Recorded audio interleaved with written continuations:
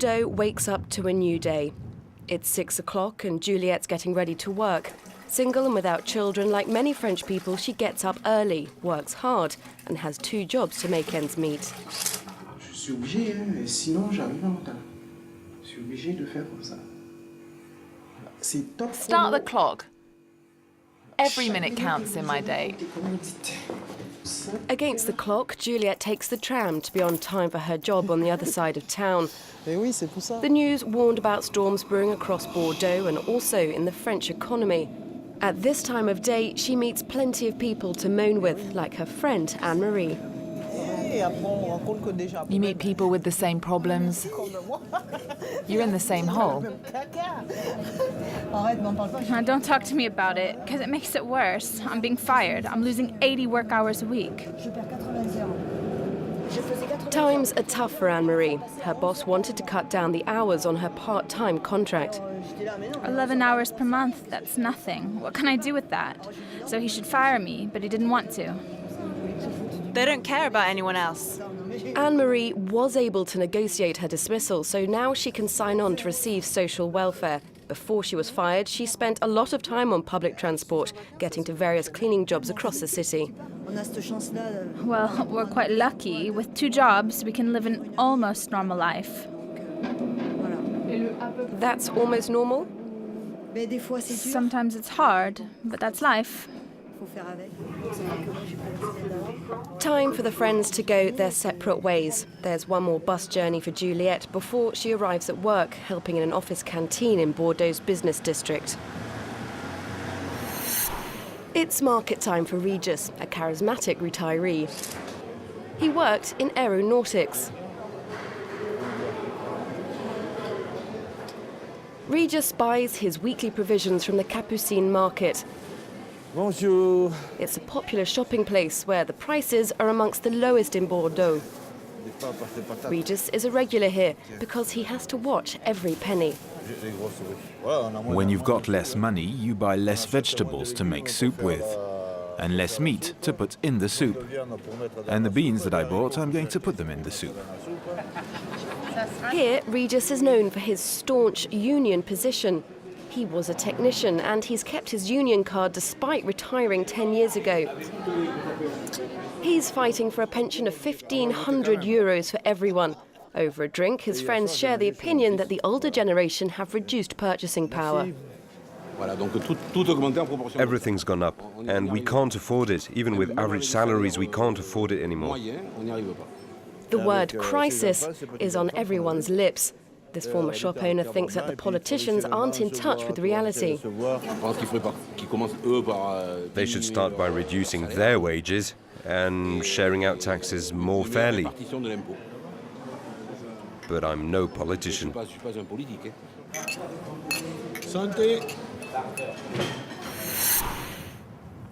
At Bordeaux University, Lauriane, a student with a bursary, is hand-washing her clothes at home. That home's a room measuring 9 square meters.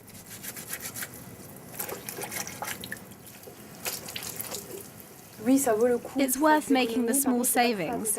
It's not so I can spend it on something else. It's so I can cut down on spending in general. Age 19, Lauriane lives below the poverty line of 954 euros per month. Every expenditure's carefully measured. Her mother can't help. She's a single parent with another child to look after. To make matters worse, Lauriane's health problems mean she needs regular medical treatment. Glasses, etc. It's something that I have to get checked regularly and changed too. And that means spending money. Same for my other health problems. There are regular payments I must make, and sometimes I'm not sure how I can afford it. With academic deadlines to meet in her first year of studying foreign languages, Lauriane must get new glasses, 200 euros that she doesn't know where to find. With exams in a few days, Lauriane has to focus on her studies and her future, but it's the present that weighs most heavily. I think it's unfair that my mother must suffer because I'm a student. That's the thing I really resent. It's also because of that I hope I won't fail, to really make her proud. Regis heads home from the market to his little apartment close to the station. Each day, he's nervous about what the postman might bring. Good or bad surprise? Good news, they forgot to send me my electricity bill. Since his divorce, Regis has lived alone with a pension of €1,400 per month. Once he's subtracted his regular outgoings like his rent, telephone and insurance bills, he's left with €10 a day for food. Well, I don't have a choice, I have to count and make sure I don't spend too much. But it's that regulation that makes me more miserable. That's what's tough. Regularly overdrawn, Regis can't borrow any more. He believes he's lost 20% of his purchasing power in 10 years. Nowadays, he feels like a second-class citizen. I was refused a loan. I was refused all the guarantees that are given to an average citizen who is active and has some sort of revenue. There's a running theme that I'm retired and that I receive less money than others, so that means I'm less of a citizen. I don't have access to culture like other people, I can't afford leisure activities, I don't have a life. I can't even buy presents to my grandchildren. At 70 years old, this bon vivant counts himself lucky to be in good health and not dependent on his family. It's for them that he refuses to give up, and this electoral year, more than ever, he plans to make his voice heard.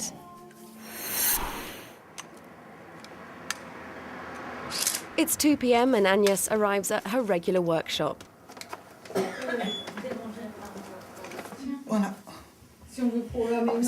The idea of the workshop is to save as much as you can and buy as little as possible. So you've doubled it. This is a style for which, if you wanted, you could use scarves that you already have, that you don't use anymore. So you need 2 pieces of 80 centimeters each and 150 centimeters wide.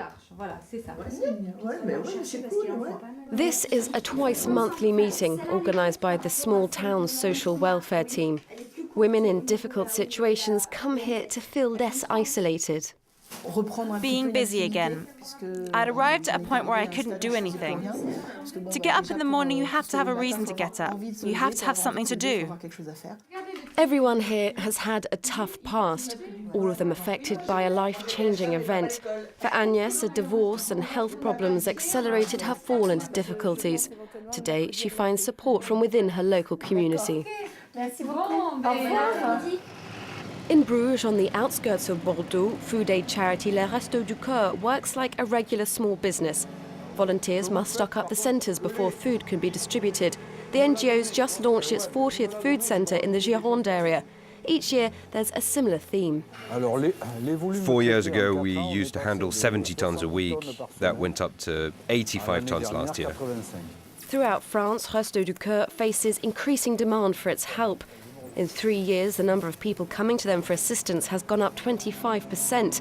109 million meals were distributed in their last food drive. The crisis makes things worse. If things were okay, we'd be the first to know about it. Restos du Cœur shouldn't exist anymore. This year, for the first time, the charities launched a countrywide appeal to help face the rising demand for their services. For the past 4 years, Agnès has been coming to a Restos du Cœur centre. Her first trip here wasn't easy, but it was inevitable, with 2 children to feed at home. To get in the door isn't easy. You have to swallow your pride. And then, bit by bit, I realised there's no shame in coming here. They're here to help, not make your life harder. It's in rural areas that Restos du Cœur's seen the greatest rise in demand. The Médoc, in the middle of this prestigious wine region, is regarded as a poverty zone.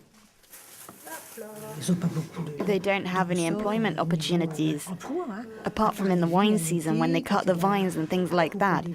Apart from that, there's nothing. Juliette has just left the restaurant, her first job. We're going to the other location to finish the day before we go back home.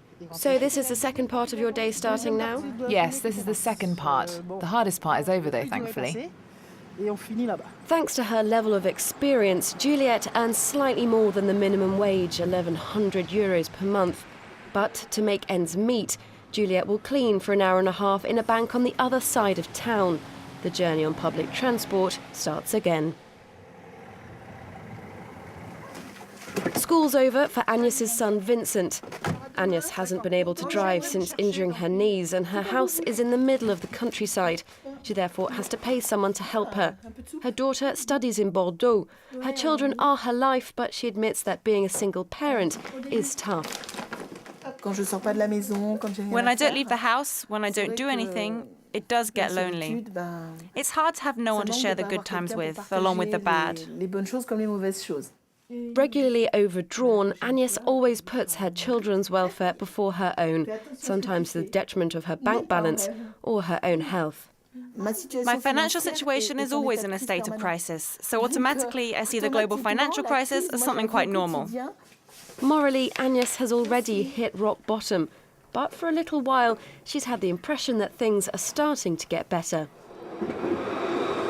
Nighttime in the Gironde area. Juliette lives alone in the suburbs of Bordeaux in a social housing project. Like everyone here, she's been hit hard by the rise in household charges. The hardest thing is the electricity, because that's what I'm most aware of. I pay every 3 months. Normally, I pay €100 every 3 months, and I just received a bill for €150. It's tough. Juliette is worried about suddenly losing it all. In addition to her 43 hours of work, sometimes she does extra hours as a waitress. She's fit, so she can cope physically, but sometimes she feels like she's had enough. Sometimes it's just very, very hard, and I want to chuck it all in. But I say to myself, if I throw it all away, what am I going to do?